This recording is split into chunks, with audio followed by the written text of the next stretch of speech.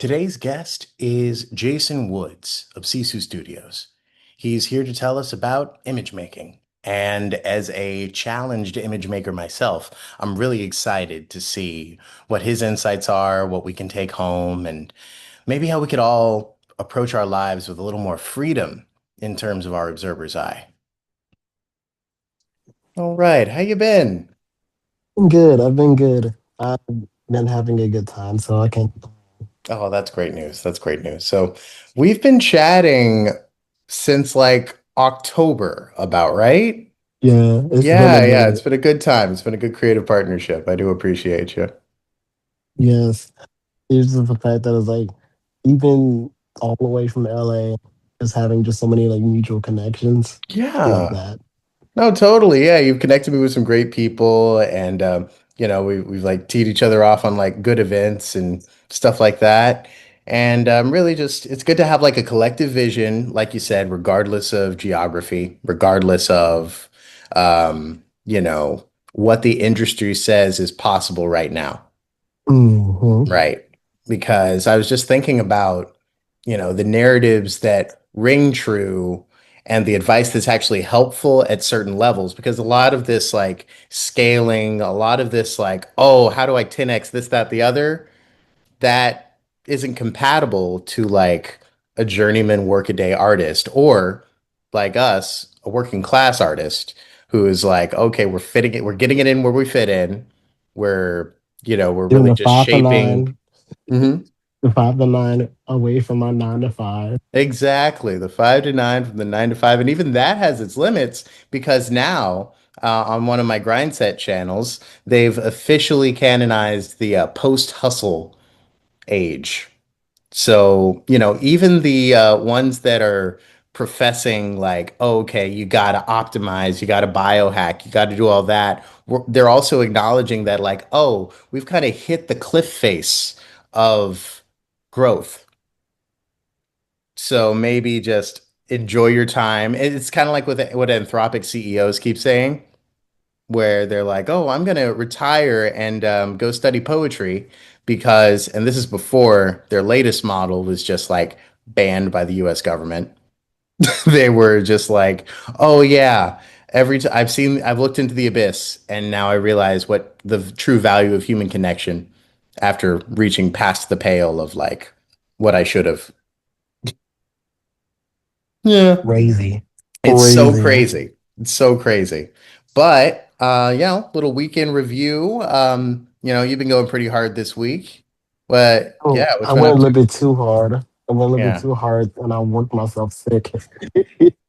I'm sorry about Almost that. literally. No, we gotta put ourselves in a position where we can, just not have that be the thing. If and not even working ourselves sick in pursuit of the art, because like I've had a lot of people in my life do that.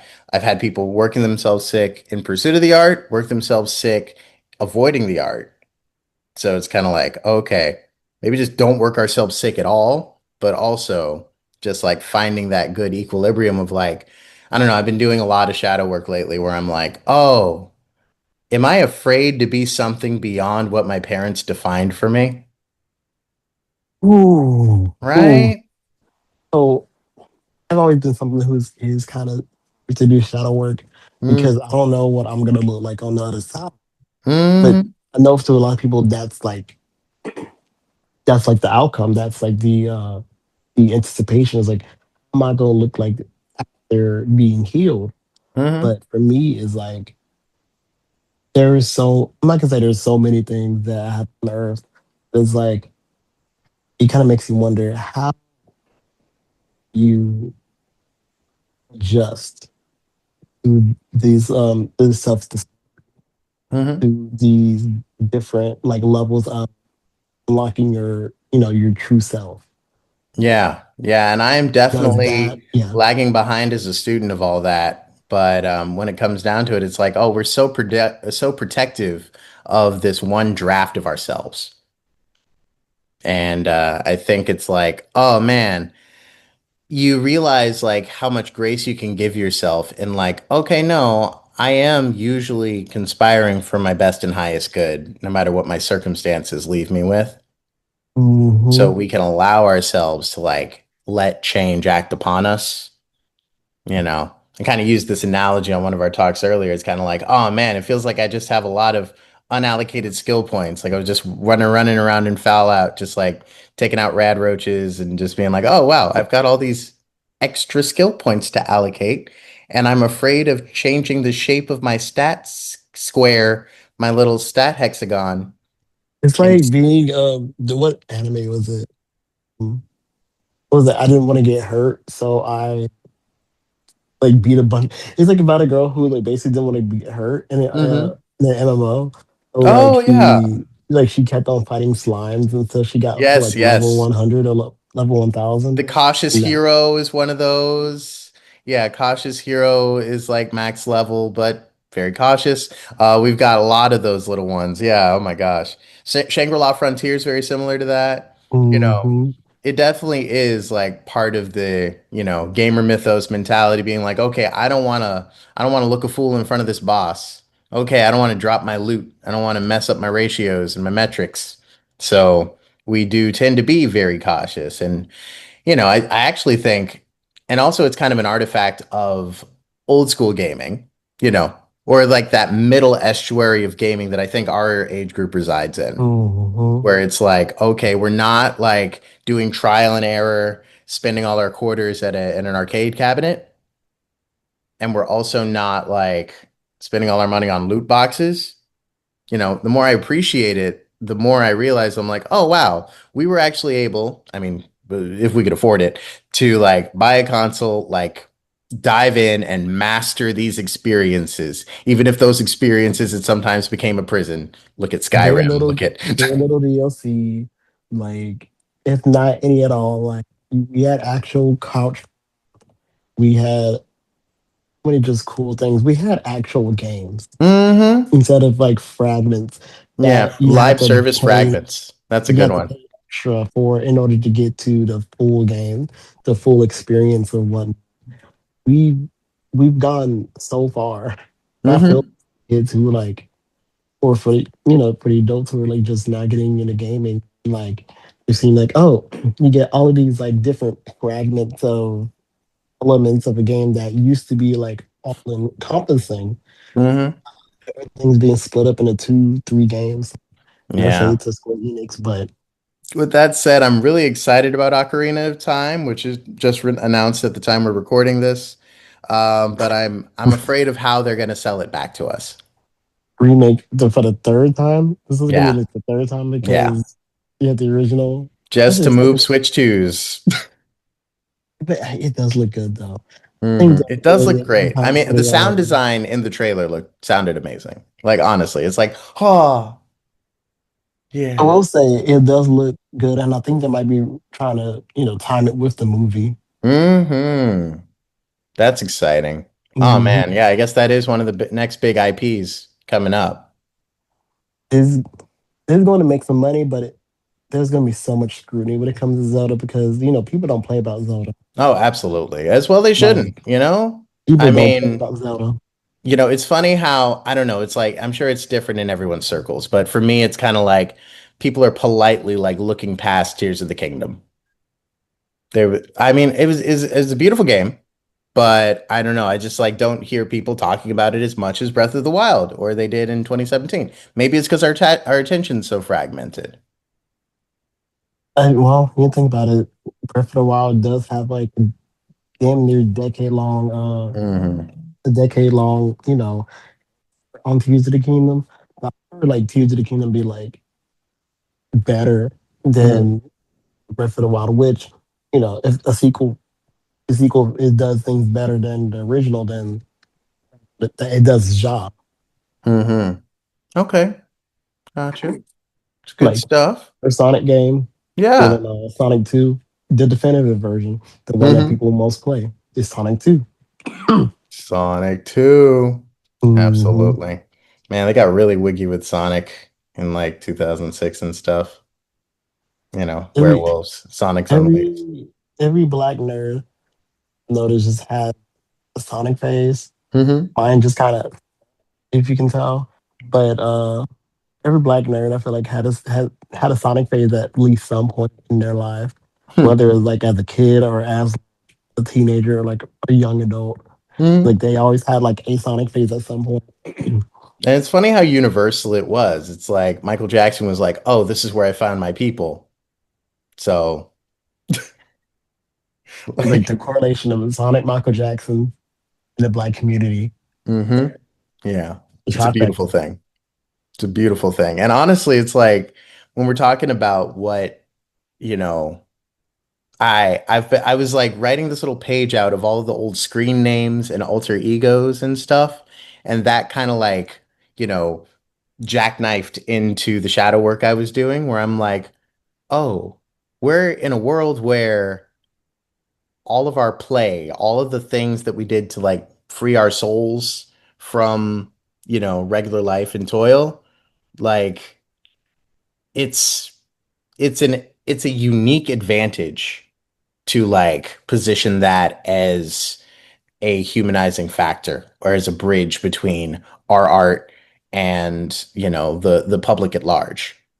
So it feels like, I'm just answering for all the points where I'm holding myself back.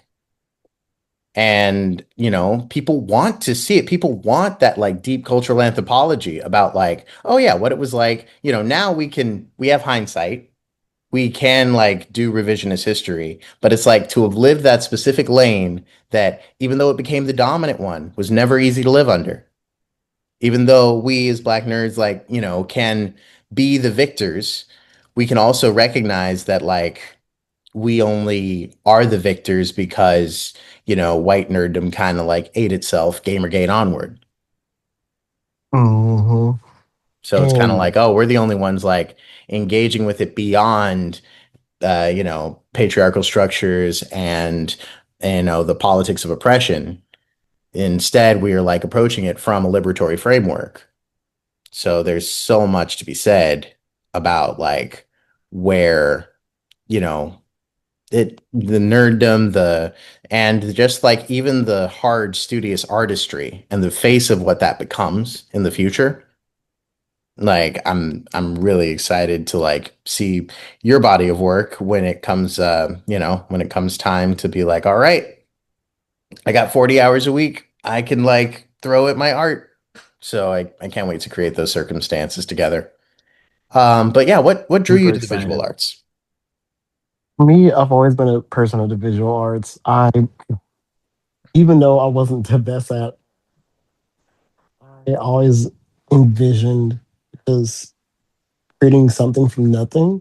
Hmm. Been a more person who like can conceptualize from in here rather than like just trying to like look at like still life was cool, not, but I always was like trying to a concept and then go on from there.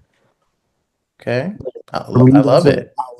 that's why I was like really into photography because it's like just another way to really just like do conceptualization and to just really bring concept light. We are in an era where photography is arguably at its most commercial. It's Hmm. also arguably at its most it's arguably in its most successful. The risk of Definitely. that, whereas like every, everybody can be a photographer because they can have you know they can take like freaking film camera that like a Hmm. really crappy film camera and now you can make an art is like Oh the yeah, you can make a name for yourself. I mean, just look at the movie Lurker. Of course, this is like that's moving pictures, but when you're talking about like, okay, you can go lo-fi and still like make a statement and still like get an audience and stuff. But exactly yeah, I mean, I feel like the democratization of photography has been one of the greatest net goods. I mean, even if Instagram is kind of like ballooned into a net bad, the vocabulary that's been afforded to people to be like, oh, hey, there's a through line between James Vanderzee and me. exactly. And but the thing about photography is that it's become so like democratized. You have to order in order to out. At the same time, so easier to it's easier to gain followings. It's easier to those loyal people now Mm, because you have people that's like, oh, anybody can do photography. They can just have their phone. They're the same ones that will pick up a camera, like try to do weddings for like 5 minutes and be like, oh, this is too much. This is too much. Instead of someone who like, takes the time to actually learn not only the camera, mm-hmm, like just takes the time to find their why. So mm, whenever I did photography instruction, a lot of my personal instruction was like, want to know the reason why you want to and just try to harness that. A lot of people was like pictures of mountains, take pictures of sports, all to make memories, like kind of making a through line of like what core why is making you pursue this, this art form, even though maybe you try to pursue it for money or for, just to relax and all of that. mm-hmm. It's one of those things where he found that like that's kind of like my reason for keeping Yeah. going to do photography. It's like constantly figure out like what my new why is. Because I try to do it for money. And I still technically do. Mm-hmm. Just the expectation of to, do that service for it Yeah. really it feels like it's kind of limiting the amount of activity you can unlock. Like Yeah. for I think even culturally and just technologically, we can speak. There's something to be said about like how young the art form is. And then it's like also, seeing how it de-eclipses the Venn diagram of like, okay, we as racialized people weren't able to look certain people in the eye, and now suddenly the way we look at things is commoditized. mm, There's definitely something to unpack there.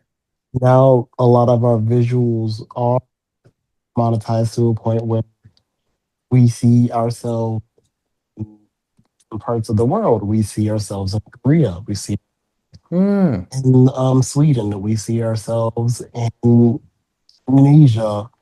We even see a bit of ourselves in like Russia. hmm. We see ourselves everywhere now because of the visuals that we pioneered and we like black creatives like did. There isn't like in fashion and culture or visual art, fashion included. Um,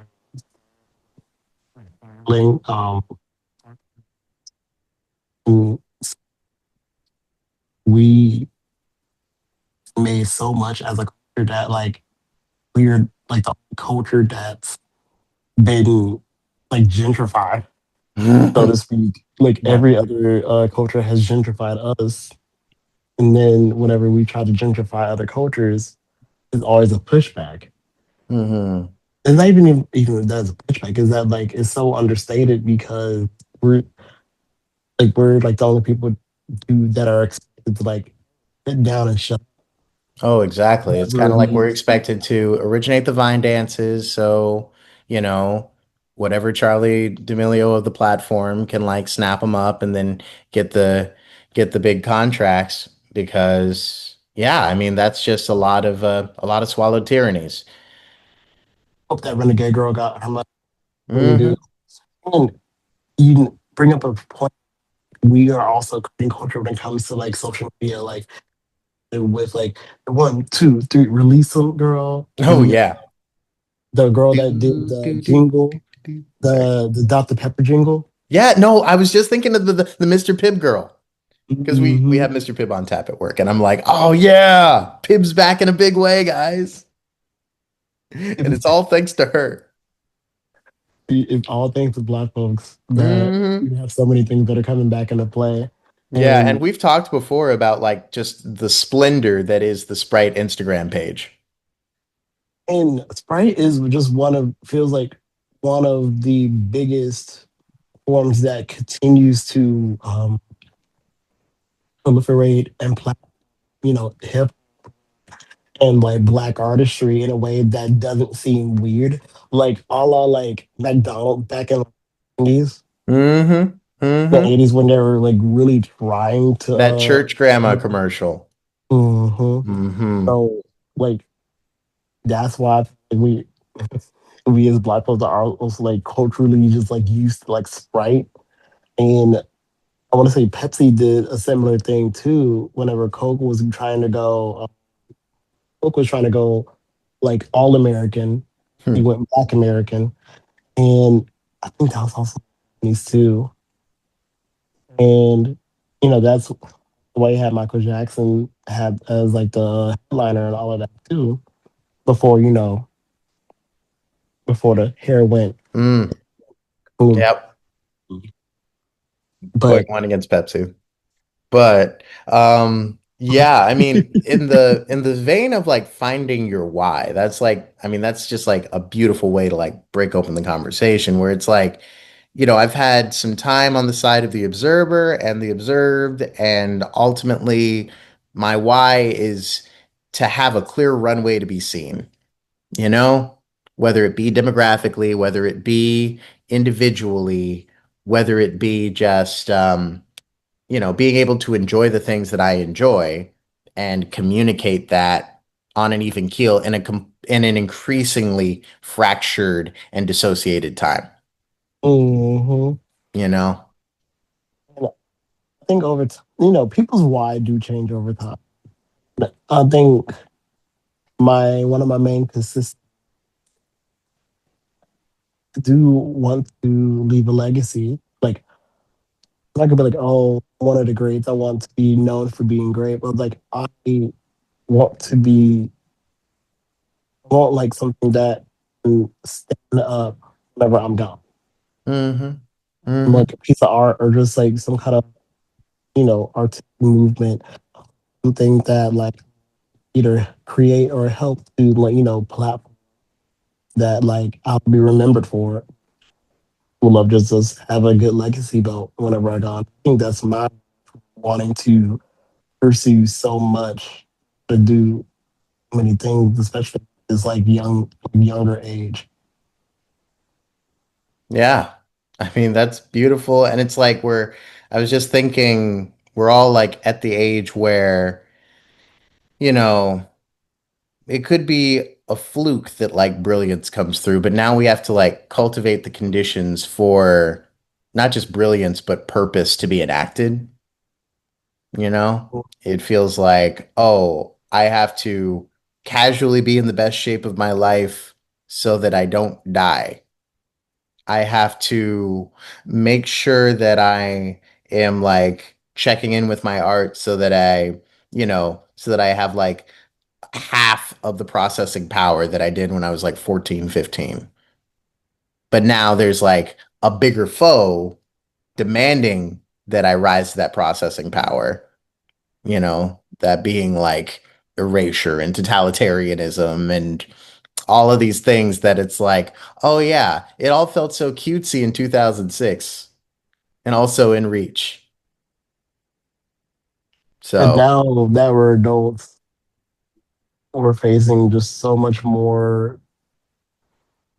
We're facing like having our rights being like the way mhm, usual. It's more imperative that we find our whys.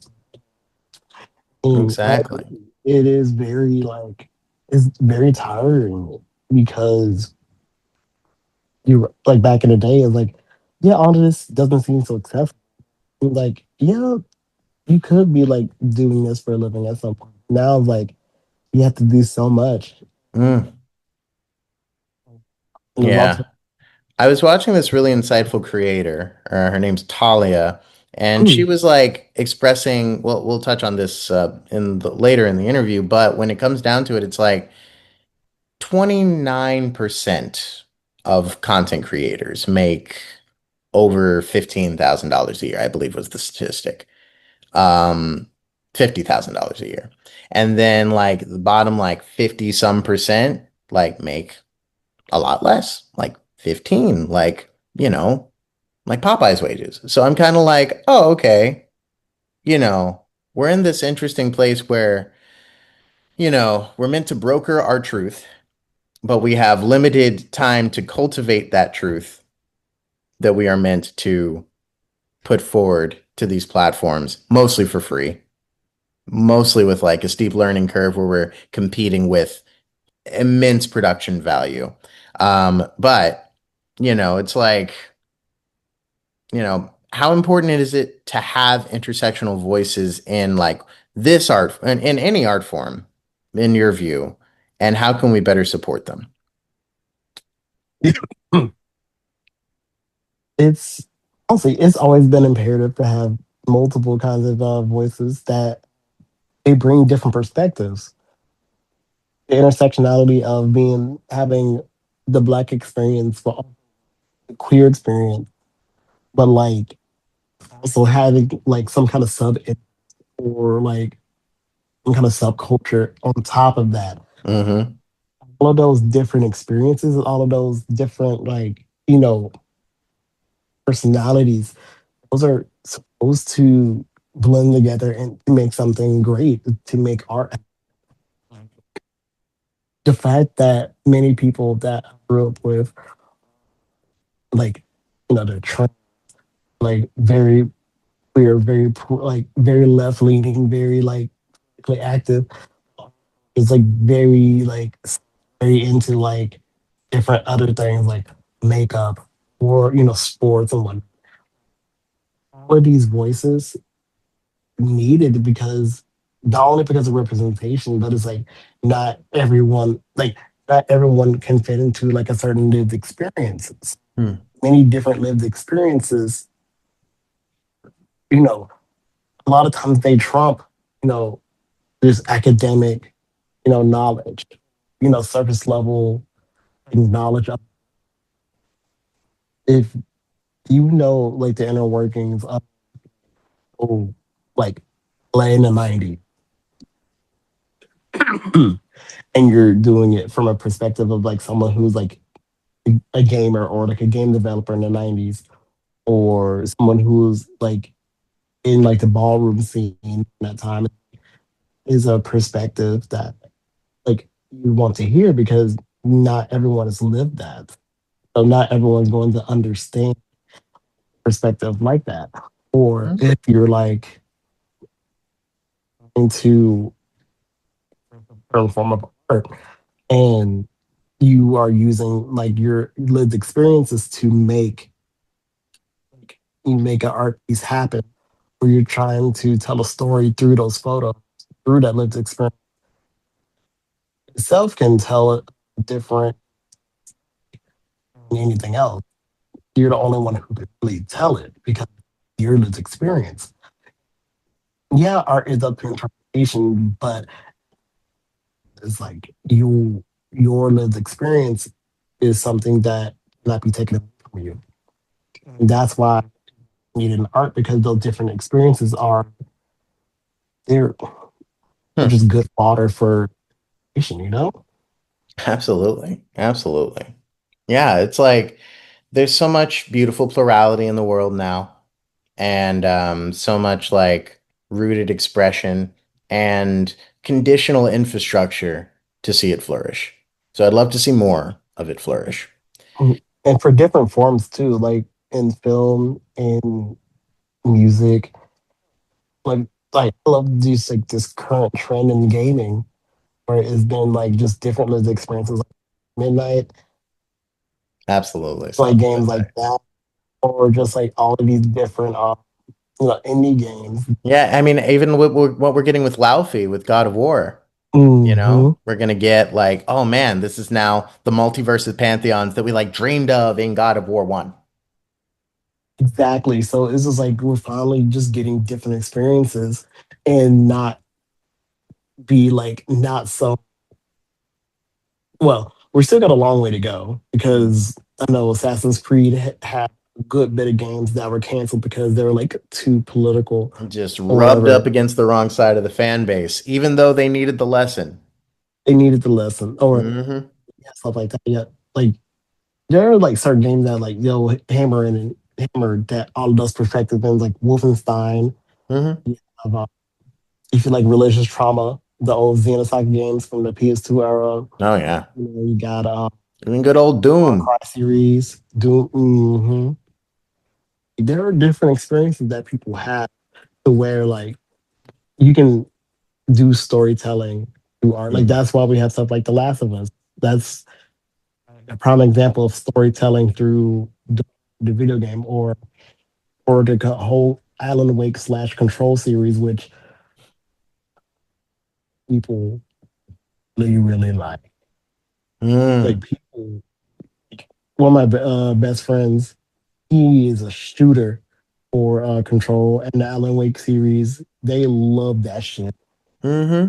Yeah, and when you think about it, it's able to like take a baton that like a lot of these Afro surrealist works are able to take and go a little further and like push the envelope and kind of like prime a new audience for it because it does like just traffic in the absurdity of like, oh wow, finally something that's more powerful than the system. How do we deal with something more powerful than the system? Like the man, all these the SCP works, the there is no like there is no anti something division, that novel, all of them that are kind of like downstream of like all the great work Control did. Mm-hmm. So it's like there's something to be said about like neo Lovecraftian stuff and also the need to like continue these legacies beyond the limited perspectives of the original authors Right. because we can meditate on the sublime, the divine, and beyond that, but it's troubling how many of these people had like regressive racial politics. And even at the root of philosophy is what we're answering for a lot of the times. How many people were, willing to imagine a brighter future for humanity, but conveniently keep, you know, certain populations underfoot. And I wanted to talk about just like the need, like speaking of just kind of a different perspective, just like the amount of like cognitive, just like mental work that is sometimes needed for all of us to even consider just the different perspectives. Hmm. Because in the age of AI, a lot of our cognitive dissonance, a lot of our not cognitive, a lot of our like mental offload is being offloaded to like to our phones to just like Hmm. convenience and whatnot. I think that kind of pushes away just like the amount of straight up intelligence that we do have as like it all starts with our attention span and it just goes worse into like maybe we read at the level that we need to pass or to like understand and to interpret different work. Yeah, big on reclaiming that. It's giving like, oh, okay, we're in the Hunger Games and we're looking up to the game makers and like the little training grounds where we should be looking like down to someone else coined this, they're making their whole platform about it, but like ancestral intelligence and stuff like that and just like the science of knowing intuitively and how that like interacts with post growth ideas of like how we engage with, you know, what we have done so far, because there's Mhm. room for a course correct. But on the subject of cognitive work and patience, I do want to like commend you, us, all of us for all that we put up with in like inhabiting these spaces for belonging, being like, having like these like mats like just thrown up in our face, just being like, oh, wait, no, you don't belong in this sense unless you like jump through these hoops, unless you like read this many volumes, unless you like conform to this fanon. Yeah, My we've been eyes through just it. roll to the way back to my, especially as like people that quote unquote don't look like we like read anime, read manga or watch Hmm. anime or like consume like nerd like nerd culture and whatnot. Yeah. Honestly, it's the same thing for like the film, bro. Oh no, yeah, we haven't even touched on the crimes of the film bro. There's a lot of crimes, but it's just the fact that like we as like a lot of like black artists and a lot of just people, black people that assume these forms, like we're constantly having to prove ourselves in order to like even get a fraction of the respect other creators or other non-black folks would have in general. And it's like we've been about it. Like even now going into like TTRPG to D&D space and all of that, a lot more prominent black creators now Hmm. even making a space for them in the D&D space. And they still get like racialized and like racial attacks every single day of the week. Like Hmm. Iyengar, who's like been cool with Matt Mercer, been Mm. cool with Lee Mulligan. They're the main three, the big three when it comes to like DMs and all of that, like dungeon masters and like televised and broadcasted D&D games. But yet everybody, she's the one that every time she DMs or every time she plays, she gets a lot more scrutiny because of her being black. Always having a lot more scrutiny in terms of how she plays, a lot of her decisions, Mm. her style, the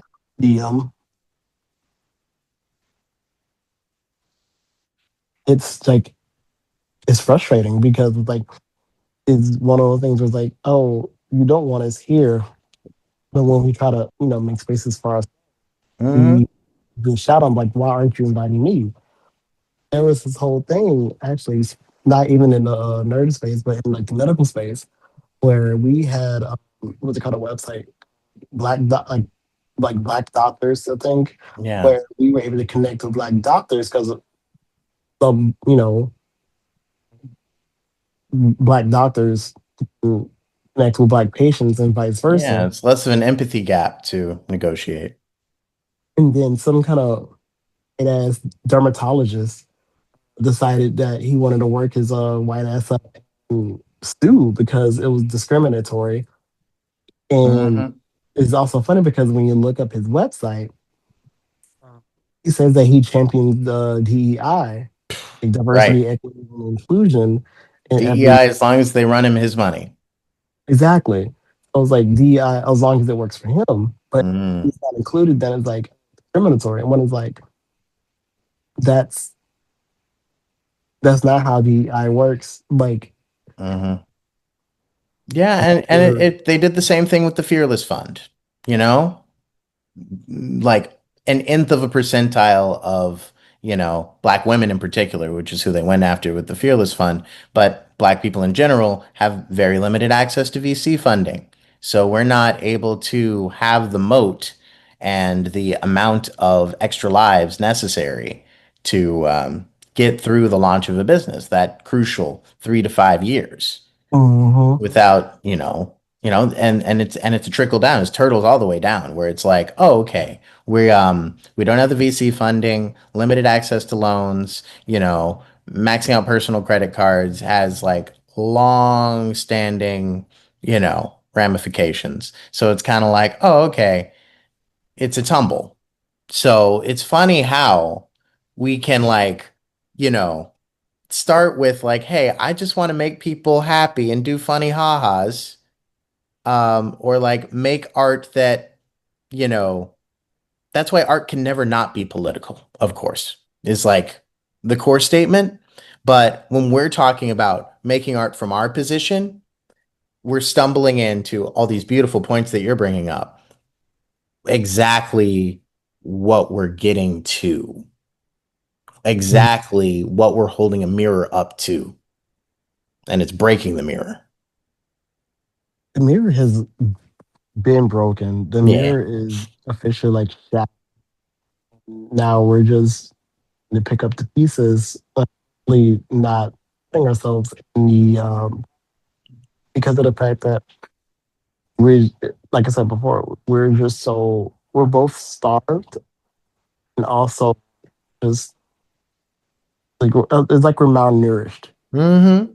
Oh, absolutely. We're so malnourished, and then it's the same, like just with any, just like how they used to do it with POWs and stuff. It's like, you malnourish them, and then it just creates that much more of a hurdle for them to regain homeostasis. Where Hmm. it's like it's almost cruel to throw them a loaf of bread after like 2 weeks in the gulag, except it's been 400 years. Exactly.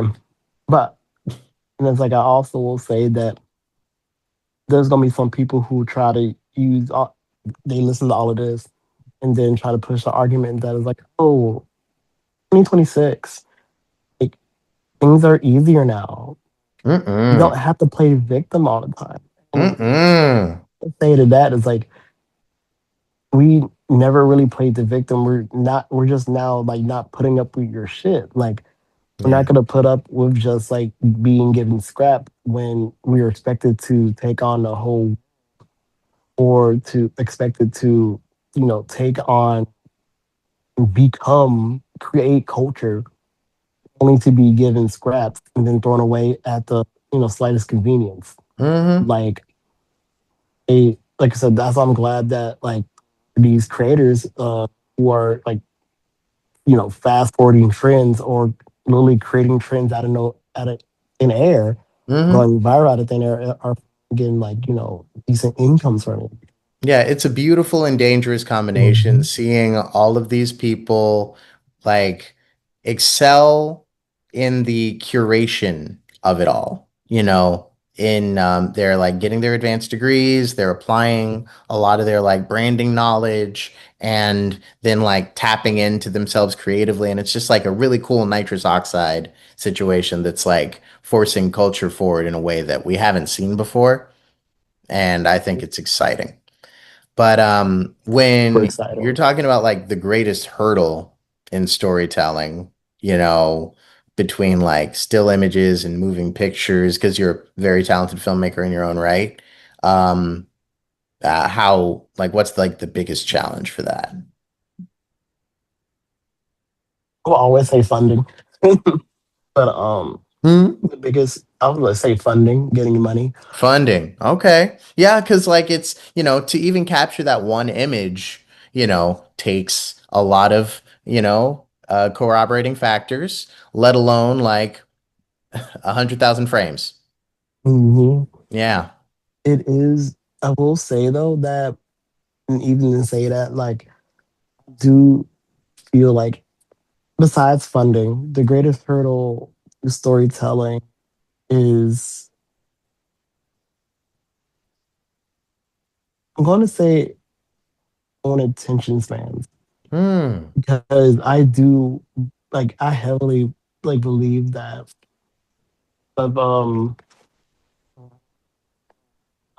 like or even a lot of like the technology that we are into that makes our lives easier about the cost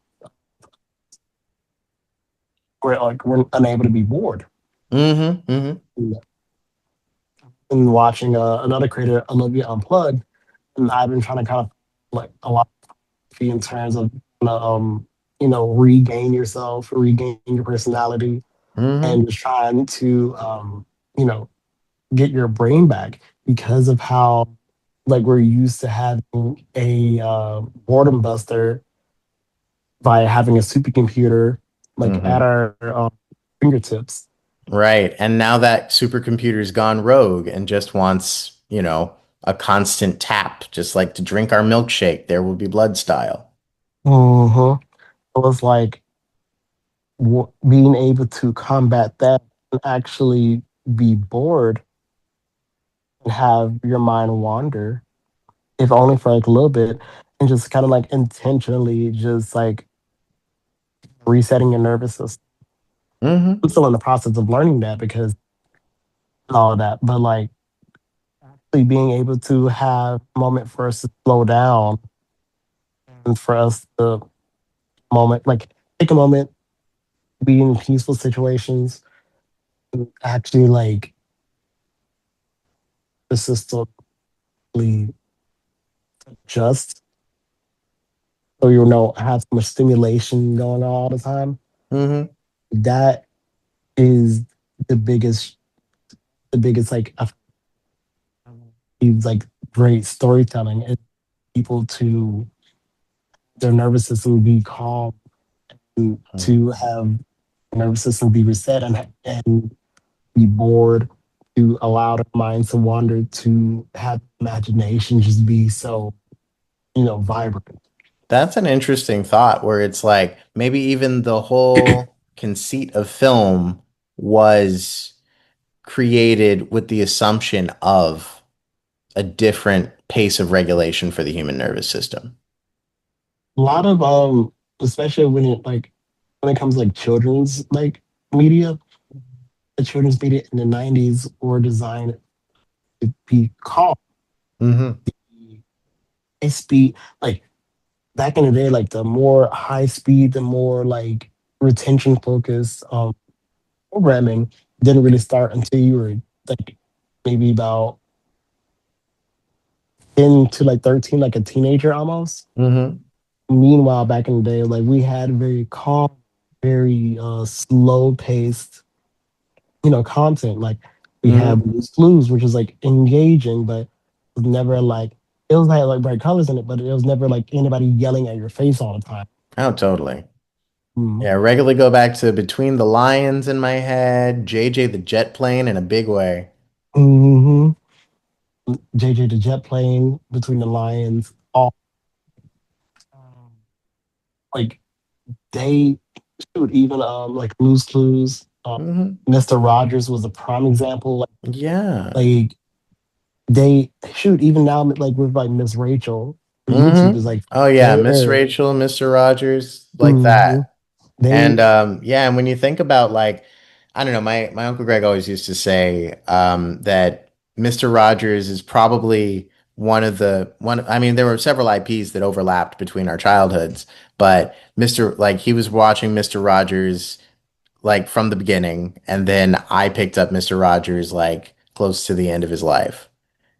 So it's like that's like a beautiful cultural institution. And then, I mean, it's a particular travesty here in LA where you walk by what used to be the old PBS KCET building, and then a certain a certain entity has taken over that building, and I'm like, oh no, we're in the bad place. we're in the bad place for sure.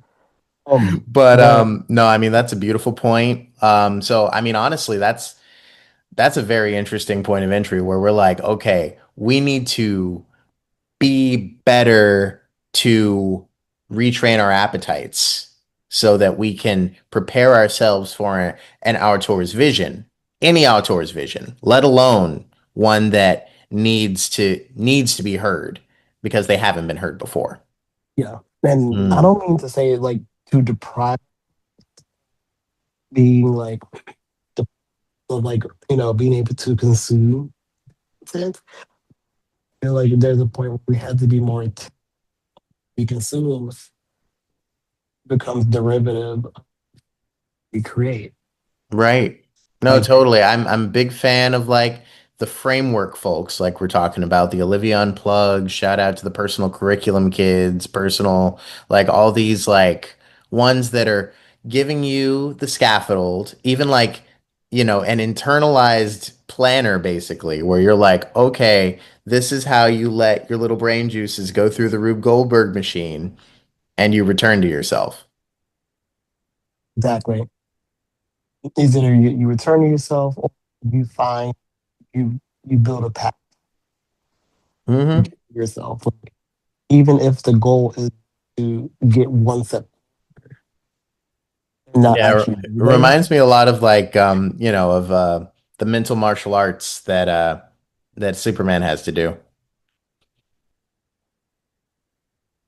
He has to go through so much all the time just to Hmm. prove that he's a good person. And I'm like, he's already a better person than most folks. And like he's an immigrant.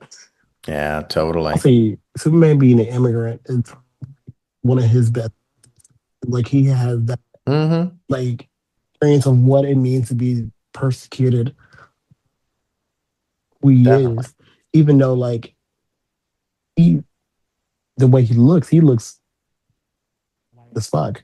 Hmm. Like the fact that he looks white as fuck, but the fact that he's a literal alien. But he's the ally we need for real. If every Exactly. like a lot of people are checking in with like their esoteric whiteness, their roots, their this, that, the other. But it's like if you could like realize the system that made you homogenous in the first place just kind of needs to be like lifted up, like, like one of those like helmets in the hair salon.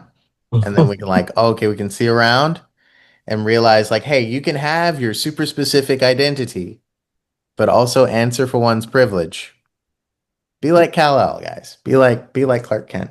But yeah, I mean, I love Fantastic Frankie's summation of the character where it's like Superman's the immigrant, Supergirl is the refugee. So, some great takes from some learned creators. And honestly, it's like it's made me a better nerd. And it's like I would not be as black as I am without the internet, unfortunately.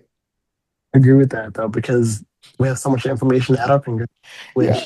which can It's be kind of like, good hey, and fill in bad. the blanks. I was kept in the suburbs for my own safety. Like, help me out. Now, but now, like, yeah, even though there's different people that like, you got the suburban black folks, you got the you know the inner city black folks. Like now that like the internet,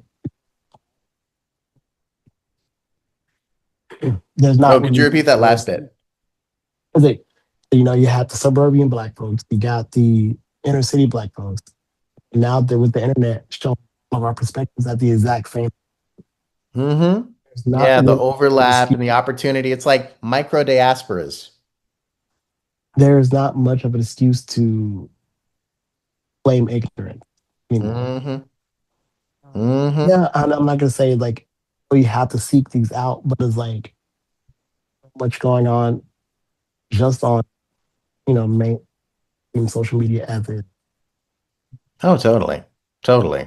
And it's like this all ties together, but it's like you're also like really good at labor theory. So it's like as a student of art and a student of labor theory, what are like some key overlaps that we can, you know, really take home and really like weave into this whole reconstitution process? I'm about to go into a little tangent.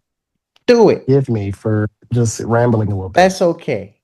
So you've heard, we all know about Upstream, the little hit that could made for like less than $1 million, made for like Oh, you have 750. obsession feelings. So exciting. So made for 750K, made almost like 300 million, most profitable movie of all time, at least one of them anyway. Did you hear about the art director? Yes, I've been thinking about them a lot. So, 7K. 7K so for that movie. That's crazy. mind you, whenever because a lot of people don't realize that was a is completely indie made. Like that's a movie that was made for festival. Mm, Like this is like a YouTuber that just wanted to try to finally make a movie, hmm. and they they got funding. And they made a movie, right? Right. With it blowing up so much, with it like getting almost like basically 10 times, not like 15 times his budget back. Still growing because right now this is in the fourth consecutive week of it making more than its first Oh my God, that week. trend continued. I was psyched on the first It week. continued. That's It was wild. continued. This is a fourth straight week of growth. Mm, Right, I'm not gonna say they're complaining, but they're talking about like they made 7K from this. Meanwhile, now they're these producers, the Jason Blum of it all, mm, who basically like Jason Blum basically he bought it after it was made. right. And Right. all of that. He put his name as executive producer after it was made. Conversation basically like having it to where they were saying a lot of people were saying, "Oh, complaining." And it really was a recent example of different kinds of like in because Right. of the fact that we had Hollywood basically blasting them, being like, "Oh, you shouldn't be complaining. You should be using this to like get us into to a new job, a new gig, and whatnot.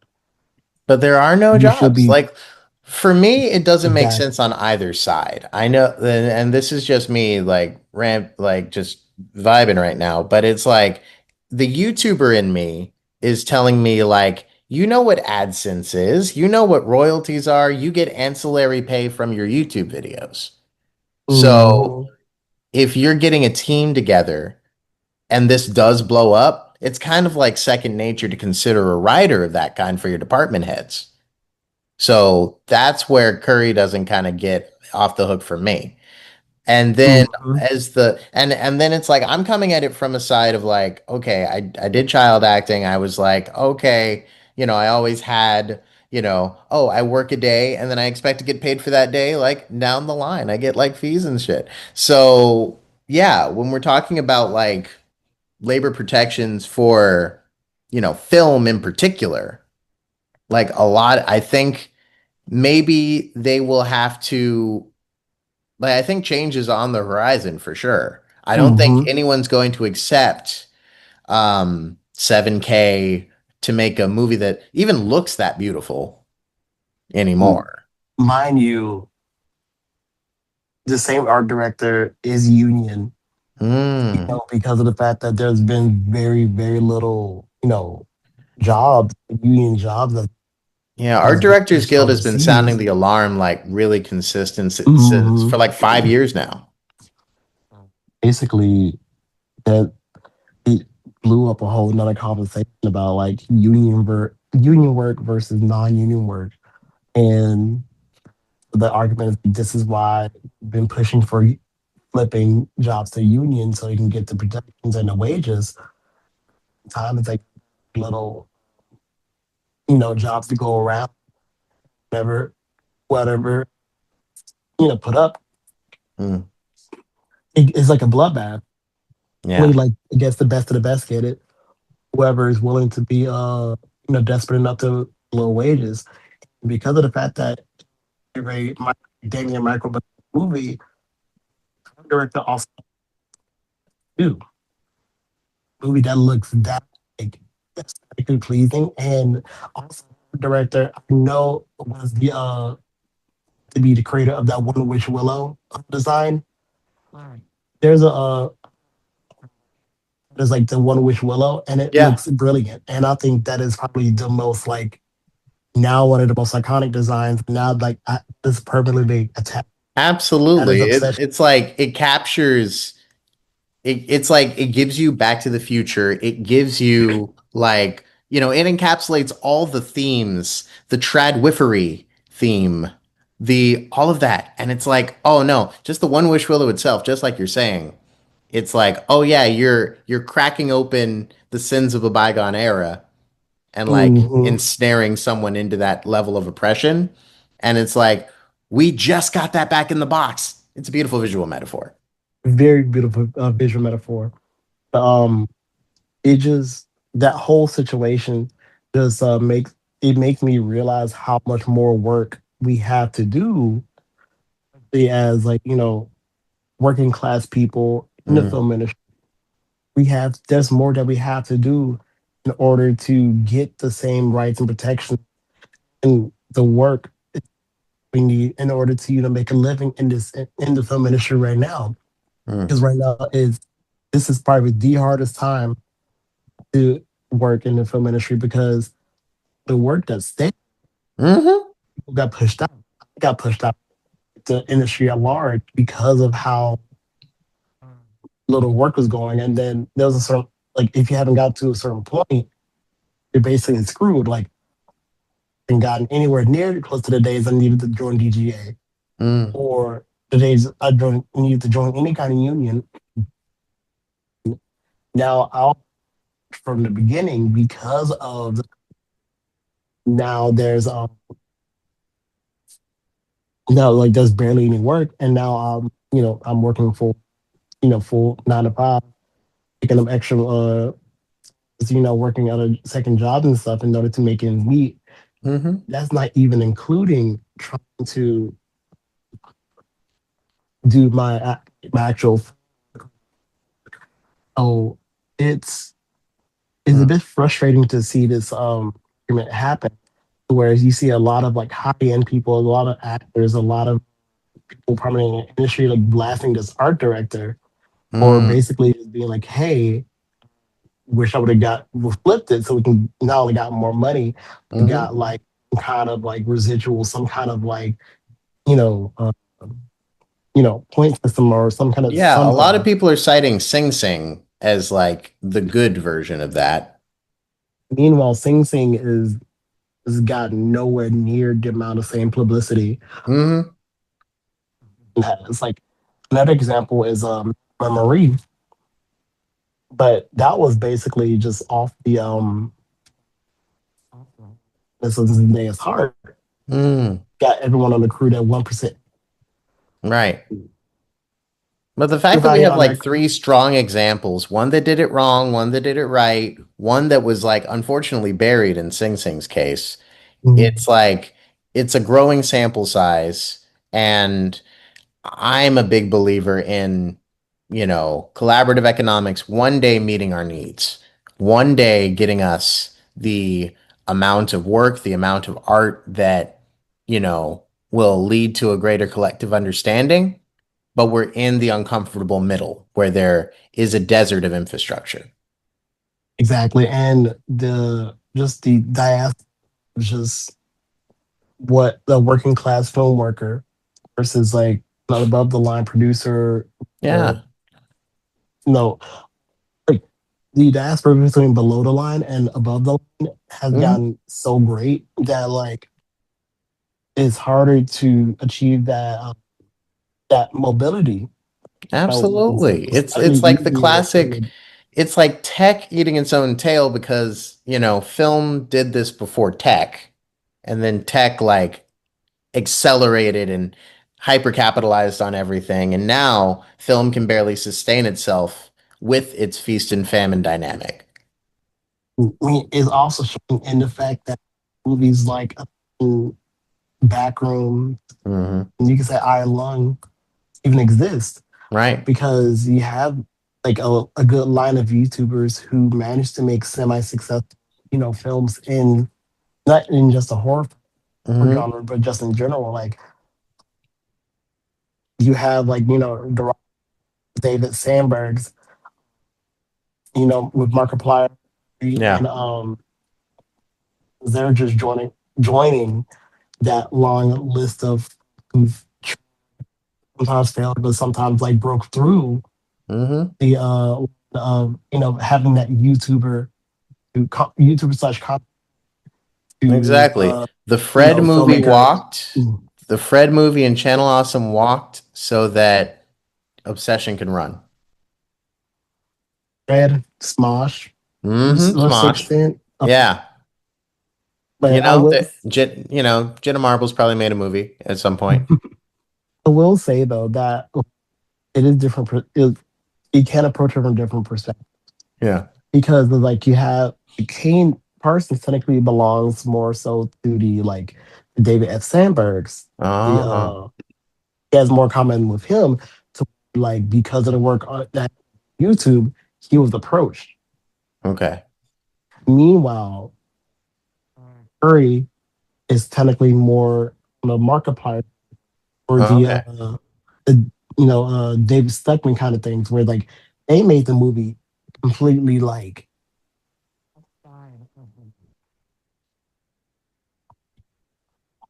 technically you can say that the Rocka dudes did as well. Hmm. But I can say that because they're Australian. Like, they have their Okay. own stuff. Markiplier made Iron Lung basic. He he self funded that thing all by himself. Hmm. Curry Barker. He made he was able to put together and make Obsession before. even getting funding or even getting full distribution rights from Focus Pictures, I think. Mm-hmm. David Stugman with Shelby Oaks. He did one of the most successful Kickstarters of all time. Mm-hmm. Then he got approached by Neon. And Neon added more money to the budget for extra shoot days.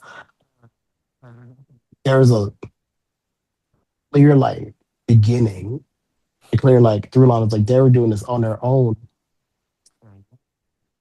or like the big studios came in Right. like like threw them an extra bone.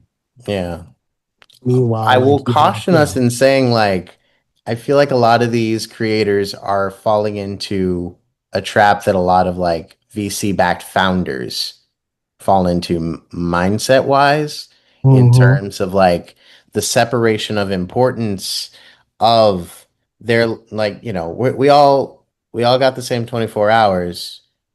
We all bring different things to a set, just to keep with the example. We I can't will. pedestalize the labor of like, oh, I have this platform, thus I can leverage it and then like, make you lick my shoe leather. Will also say that in the same vein, sometimes ain't none better than a name Mm-hmm. because Shelby Oaks had a Mike Flanagan shout out. Mm. Trey Barker, no, not Kirk. Backrooms had like a basic co-sign from Yeah, Osgood Osgood Perkins Poke. Yeah, and Osgood's on the producers, right? Osgood Yeah. Perkins and Jason Blum. Mm. And, ooh, what's the other dude's name? Horror Nights is gonna slap for the next couple of years. Not remember. Uh, uh, Hmm. he was like he worked at director. You're not thinking Eli Roth, right? Because No, not oh no, not you Eli Roth. cancel Eli Roth? I can't keep up. He directed he directed a lot of horror. He also directed Aquaman. Oh yeah, okay, yeah, James Wan. James Wan. James Wan and Jason Blum basically came like got the co-sign from them. Right. Yeah, they were doing some like BTS stuff. It was really cool. And then, you have, the Jordan Peele's, or it's like Jordan Peele was using his name to like attack, like to push other filmmakers forward. Like, Mm. whenever Dave Patel decided to his own movies, he had a lot of issues to get his stuff distributed. And Mm. then, Jordan Peele got Monkey Man basically got good distribution rights. Hmm. Same thing with him as Man was, it still gave Justin Tipping a good distribution platform, even though that was more so like Marlon Wayans than anything. But like sometimes ain't nothing better than a name, unfortunately. Mm. Okay, so that's, I'm, that's a fair counterpoint. Mm, when it really comes down to it and people are showing up to see you, that does change the pallor, the dynamic of all this stuff. So, mhm. it's a developing story, and hopefully we're lucky enough to have to weigh similar issues. So, yeah. But yeah, I mean, you're a proud Louisiana filmmaker. Y'all got some of the best tax credits. We had some of the first tax credits as well. Uh, That's that's the one thing I will say. Louisiana as from one LA to the other. mhm. Louisiana is kind of a pioneer when it comes to like the New York. mm, is kind of like one of those things where like basically Louisiana kind of has a blueprint. Atlanta took that blueprint, Mm. and then you also have the recent like into like Albuquerque, Hmm. Netflix. And then granted, Yeah. those Vince different. Gilligan loves shooting in Albuquerque. Mm-hmm. Hmm. That's Gilligan probably put. when it comes to filmmaking. Go with your mama. Hmm. We'll say Louisiana is first because like there's a really long list of like Louisiana film made films, including films that feature Elvis, different things. Films that feature Los Angeles in Battle Los Hmm. Angeles's case. Battle Los Angeles, filmed in my hometown. Hmm. Yep. That's Will like say though, it's like that's an like I have no idea why that movie's so important to me, but it's just really cool. it's the link between the two LAs. Yes, and also this, yeah, so it's kind of like a faded echo. It's like you will meet someone from Louisiana one day. It's like, like an Attack on Titan reaching through the paths. And it's kind of like, it's like Hodor of it all. It's like Battle Los Angeles is the linchpin. Uh, But I will say though that like we the one thing about Louisiana is that you know even with the first film credits is like all Louisiana is also known for a lot.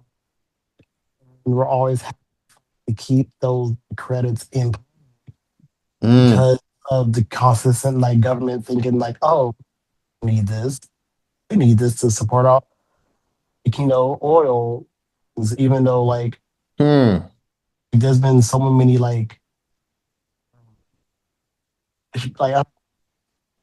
many different things that like the oil companies here basically pay nothing in taxes. oh gosh. And Oh has been no, like so that it's for all a decades. cover. I mean, or at least like a Louisiana's the dissemblance. corruption capital, reason like that. Oh boy. But Louisiana has such a different and interesting culture in terms of being, like filming here just feels different than filming anywhere else. Much as like we have New Orleans, in itself very different, very unique, Hmm, like area to film and to explore. And the rest of the state also has its like little quirks. hmm, I'm glad that like the different film commissions here are like taking advantage of here because it's cheap and they're still building here. Town Shreveport is now getting opportunities, even though there was like a good streak of time, where the list of films now being filmed there, including Battle Los Angeles. There's been a lot more, award films that have been filmed in Louisiana. There's films like that. There's Iron, recent examples. Drama have narratively takes place in Baton Rouge and also here do just rap time that's about Chris Hansen in New Orleans. hmm. Um, so like there's consistent like through line of like movies always being filmed here now, even though like I said, it's trickled down a lot from how there still is an industry here. Hmm. But I that's why I believe and try to just I am both a believer and try to do Yeah. homegrown indie film here, as well as trying to bring studio films in because it's like a good you can take the revenue from the big studio films, Hmm. especially going into the economy, and then put that to like homegrown indie directors. And now that's like there's a lot of like tax people from Louisiana write the script. I think 80% of the being financed here, like a lot of tactics here to make it. pretty damn cheap to shoot here. Hmm. So on that same hand, there's other filmmakers who the issue of like, oh, we'll say that filming in Louisiana is like a punishment. There's a one movie, Man in a White Van, released a few years ago.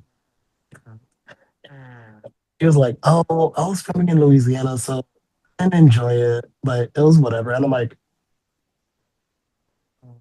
Right? Just gonna like shade a whole state. it shaded a whole state. Well, and I'm like, yeah, I granted, there's not as much as it could be like in either like non-New Orleans, Louisiana. Hmm. It's going to take a lot of the community at large, you know, Hmm. these programs here. Like New Orleans itself, the community of art. Not like, of course they do. When it comes to film, it's also like starting to build up in different areas. Like Lafayette is also becoming like a kind of a big indie movie center too. Hmm. I have one of my script supervisor friends, one of my best friends. She's working on a movie now that one of her friends uh, is working on as a feature right now as we speak. Oh, Now it's because the short film version won the grand prize festival report like 2 years prior. that's awesome. We love it. So like there's a there's the circle any film that and I've also had like a few friends in Freeport who recently made films that Hmm. grown and being like, put out now. Yeah, You it sounds like a real streaming. corrective labor of love where it's like, okay, yes, there's an industry theoretically everywhere, but it's just like in the hands of somebody to like hit the green button and it's like held in a posture of violence, keeping people from doing the work that, fulfills them. Yeah. I think with everything going on right now, we are no out of position where we no longer have mission. Hmm. Especially now, like even including like vertical Yeah. and that micro dramas that are being shot like for of everything. Granted, there it was just I think just recently I'm drama a vertical drama like agreement with I think Ayati is probably working on one too for micro Oh, dramas. that's amazing. Yeah, I mean, what, like Credit One Bank did one. Issa Rae blew open the whole internet with one. Yeah, so it's like it's cool, you know? It's very exciting. So, maybe a vertical's in your future. But now in the vein of like queer cinema, what do you feel is missing from the canon? And do you have any like recs or essentials? Ooh, we need more non we need more non-white queer canon again because it kind of got to a point like maybe 2016 to 20 like the 2020s was basically like the most diverse really seeing like queer cinema be. Mm. Even then, queer cinema has kind of gone away to dodo for a bit. Now, for some random reason, on we got like a couple of like queer films that are coming out. We got Girls Like Girls from Haley Kiyoko and Hmm. Leviticus, which is like the new queer horror film. I'm like, y'all couldn't find a black queer movie to put on Juneteenth. That would have been nice, honestly. I just You got to think make one up for the next June. You should do that as a Juneteenth exercise. Just being like, right. okay, channel everybody and just be like, I'm gonna write a queer romance for Juneteenth. I'll Black say I queer romance. probably should because a lot of it was missing because yeah, like I feel like the whole thing, but in general, is like free of those, Hmm. like it's free of like gender norms. So like you Yeah. have less to really like play out in terms of like there's less tropes you have to play with. So you kind of have your your you you are able to really just explore more Yeah, I because think we're you in a don't have powerful place where it's like we always get the technology late, and that extends to, like even notions of gender fluidity. So by the time like spaces that aren't openly hostile to gender fluidity to the point where the art is only going to be in response to the hostile treatment, like I feel like it does every community a disservice to be behind the eight ball because this links with the black nerd conversation, links with the okay, we can't talk about wanting to be artists without talking about, how it all feeds together in the mycelium network Mhm, of like, oh wow, this affects the whole limbic system of existence, almost like up to the cosmic with talks about control and stuff like that. But when we're mhm. talking about what's missing from queer cinema, it's absolutely like I see it. I love the possibility of like, okay, what if fluidity was accepted and we aren't spending the first third of the movie setting up the pieces and explaining why this one's hair is blue. It's like it's also funny because like now that I'm thinking about it, like there's way more queer cinema out exists now than it Hmm. yet no one knows about it. Oh yeah, Even no, totally. even with like even back in the day, like there are some movies that people now thinking about like a lot more, you know, where people would have buttered the joke. You have stuff like, Tu Wong Fu, like you think is like a parody movie, but it's like a very like presentation of like like Yeah, George it's like there are Clooney and loving like depictions out there for Prince. sure. And now that to having a queer film win Best Picture, Moonlight, and now Mhm. this Moonlight is just kind of gone because we like queer cinema is very star like black queer cinema is very star.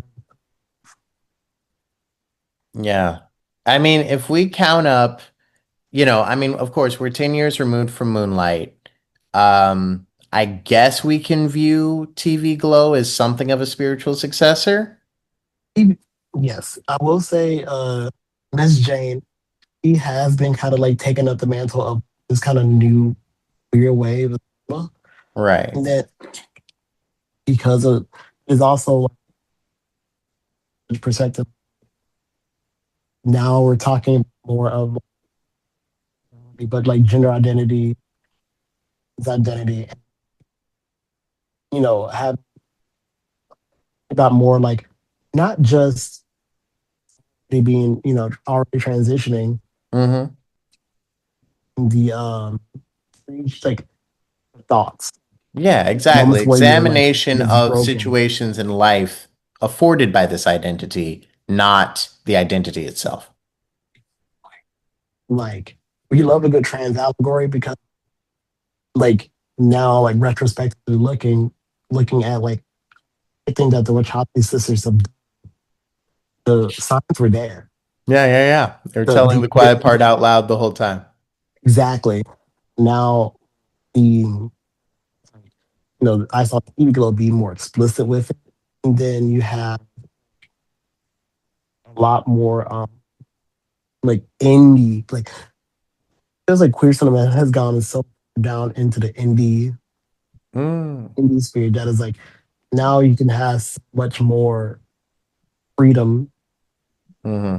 like but at the same time it's like it's a bit harder to get, you know, normal funding.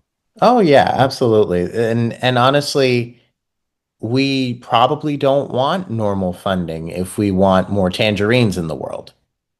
Exactly. And more input from more people. Like we I love the tangerine stand.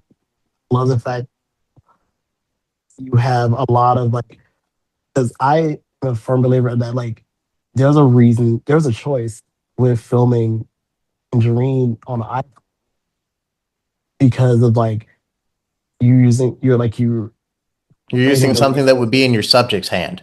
Exactly. You're using the resources that any kind of woman can have, any trans woman would have during that time, relating the use of thinking something that you can have in your pocket to the Hmm. experiences of black trans women, you know, survive and to like be creative with the things that they're able to do in order to survive. Exactly. It's a sign of It's, like safety, a sign of like arbitration, of mhm. proof. It's like seeing just all of that form. See, that's a form of therapy that people don't either. It's like is that is like restrictions in itself have Hmm. those restrictions to creatively like telling that deals with a lot of the resilience and like, persistence of black women. Mm. Hmm. But is all the fact that it's like uh, producers. I'm not saying that's a bad Hmm. be the Right. How do we we're go a about empowering more people? Because, like, even it's a generational thing, too. Because, like, my mom was afraid to call herself a producer into like the last 5 years of her life. So I feel like a similar thing, and it was just like the attitude of like, oh, these are the resources you need. Oh, this is the narrative around it. Oh, they don't tend to look like you. Maybe you're just like a catch-all creative muse. Everyone's being forced into like the lack of ownership muse box, particularly in her generation. This was the 70s. And, mm, and she was like an art and like everything she carried into even the last chapter of her life was an artifact of that. When in reality, she had a better producing track record in terms of live events, in terms of philanthropy, in terms of all this, than a lot of people who throw massive budgets around and have like these lofty titles and 200K a year salaries. So when it comes down to it, it's like, how do we get to, you know, a lot of like even these creators, like getting these creators to say like, okay, now is the time for me to executive produce this film. Now is the time for me to, like, yes, personal brand, absolutely. Not diluting it, absolutely. But how do we help each other elevate the whole scene, particularly like in this particular niche? think not wanting to okay I think no longer feeling like we have to What's that last part you cut out a little bit? I think not I mean we all know that theatrical release is like what is like the end goal. Oh, okay. Will say that not to go through those traditional means Mm-hmm. with theatrical release. Yeah, Yeah, even though a lot of younger generations are heading back to the theater, you feel it's not in large enough numbers to justify like, okay, let's vie to fill the theaters. It's more like, okay, how do we go direct to consumer? a little bit of column A, a little bit of column. Okay. Yes, go through releasing, taking things on a road show. Mm-hmm. Oh, So that's a they great idea. Yeah, I love that. a lot of a lot of TikTok, a lot of who have our own hands to host screenings of their own movies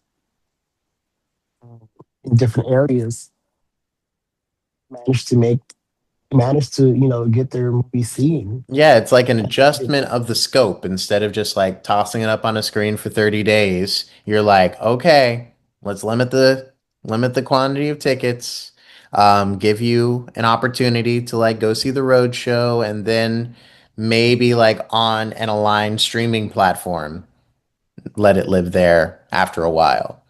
it's like, and that's without even thinking about like we'll see. Even though like the festival scene is a great way to get your film Hmm. being more highly gate capped. Oh And with yeah, and the model's that, fatigued. Like we can say it. yeah, they fatigue and like with the gate has been like closed almost permanently for us now, because now needs to be Mm, up. yeah, Why, yeah. why do we need to put these money on these productions that they don't have in mind when we can to really go forth and you know do these things on our own terms. No, Absolutely. Absolutely. And I mean, like on the subject of our own terms, feels like everybody's kind of yearning for that platform. So, the time of us recording this, we've got Streamer University doing like those live, auditions basically. They're just open calls. They're just cattle calls. I'm like, guys, y'all really new to this, huh? Y'all really y'all making are it. auditioning. Yeah, They they're you're just glorifying. auditioning. Like, guys, please honor those who have come before and the struggle of those who have come before because y'all could have just done this from home. We have modern conveniences. We used to have to do that. And now They you don't know guys are anymore. like missing rent checks, blowing off work, doing all kinds of crazy stuff just to show up for Kai Cenat to be in his little polo, his little Gryffindor get up and profit off of you. The thing about it is, understand having a cosign time. Like when it comes to streaming, you can think with streaming. It's like if you have interesting enough content, if you have like stuff that people listen to, you Hmm. don't have to go through all of this. Exactly, exactly. It's like it's authenticity as the export. I'm not like more of a long, but because I'm like anybody is trying to anybody can be a streamer. They're trying to do streams like that, get the guys. Mm, Like all you really have to do is like really be yourself. Well, yeah. I feel be like, yourself. yeah. I feel like we're at this like again, same with gaming, same with, our relationship to film. We're at this like I feel like the Zillennial has an interesting purchase on, you know, either side of the tightrope, where it's like we see traditional media success on one side, we see streaming, which somehow just like horseshoes right back around to traditional media success on the other side. And it's kind of like, okay, if I take the leap, there's no guarantee, you know? Because we're still like I know the social media rationale that I grew up with, particularly as I was trying to like do a traditional track in the arts, where it Mm, was like, oh, okay, if you overexpose yourself, if you show this side, show this opinion, this whatever, it could limit your options and create a PR problem. But now the PR problem is what jumpstarts your career. The overexposure is your catalog. So I don't know. That's to say, I think that publicity is. which is good publicity. So, but I do think that with us being millennials, the we were on so many different cusps. We went through so many things. But like we've gone through probably some of the most like whiplash like events, advancements, and just so many like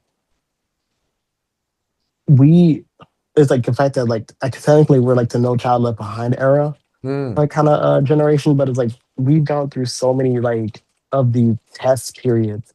Like we're like the almost like your guinea pigs for everybody else. Like the Gen Xers were the ones that like the Gen Xers kind of like that gave birth to us were the ones that kind of like we really were just the test. We're like test dummies. A lot of Hmm. the things that are happening now, like we're ground zero. Like a lot of people say, "Oh, Gen Z this, Gen Z that." When it's like, yeah, Gen Z were like the recipients of a lot of the stuff that we ended up, started from the ground up. Hmm. Like a lot of the movements, a lot of the cringe, a lot of like the different aspects of culture that Gen Z does now. Hmm. A lot of it is because of how we started, You're so because right. of Gen Z us. and Gen Alpha, I look at the paraphernalia they're wearing. And I mean, we've talked about like Invader Zim shirts and wallets that I see every once in a while. And it's not like an old head saying, "What you know about Invader Zim?" But when it comes down to it, it's kind of like it feels like people are going to one of these like trash heaps or like those big bales of H&M clothes on the shores of Ghana or whatever, Oh my and just god! picking out media that will become their identity. Like, unfortunately, but fortunately, a lot of that cringe goes to like us as millennials, even veering back into like old, like maybe the late '80s, Hmm. early '90s millennials. Like a lot of those, like both cringe and Hmm.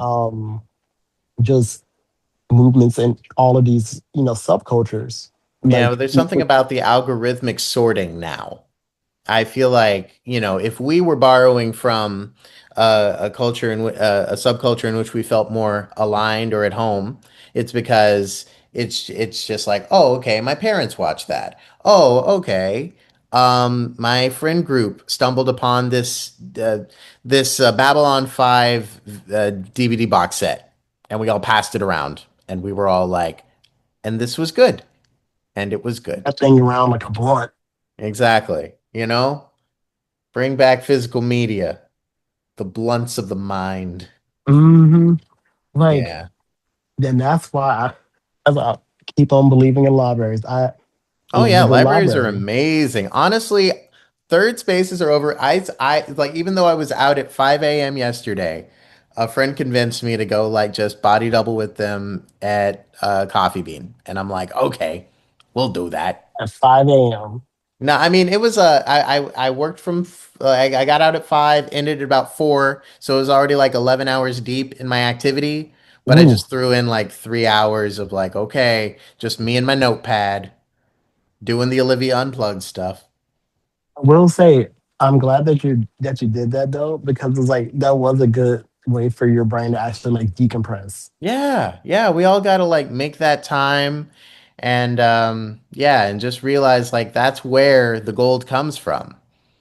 And it's not from constant activity, not from constant hustle. It's from I think it's just a lot of it is from finding that balance between like Exactly. And in able truth, to it's from hustle. contemplation because, you know, I know that if it weren't for all of the interruptions, intercepting factors, and just circumstantial, the violent systems we live under, we'd probably be able to create our magnum opuses within like a year of dedicated effort. From research to iteration to, test marketing and delivering. And, it's like, okay, you were able to like close that chapter of your life and not just have to constantly prolong it, constantly defer the dream. Hmm. Yeah. Anything else you'd like us to know? Mm, well, if anybody in any area is looking for photography, I did I did just reopen my photography website, so I'm excited to get back into those swing of things. And I'm also active on TikTok and trying to get back into YouTube. So catch me on there. Speaker night on TikTok, Sisu Studios on my Instagram and my website and YouTube and all of that. Um, all of that good stuff. Ah, it's super cool. Well, thanks for chatting with us. That's super cool. Oh, This has one been a sec. great time. No. All right. Thanks for chatting with us. That was super cool. I'm Thank psyched. you. And it Thank you didn't so even. much for Oh, sorry. I'm listening. oh, thank you so much for letting me be part of this. Oh, of course, man. Of course. Yeah. All righty.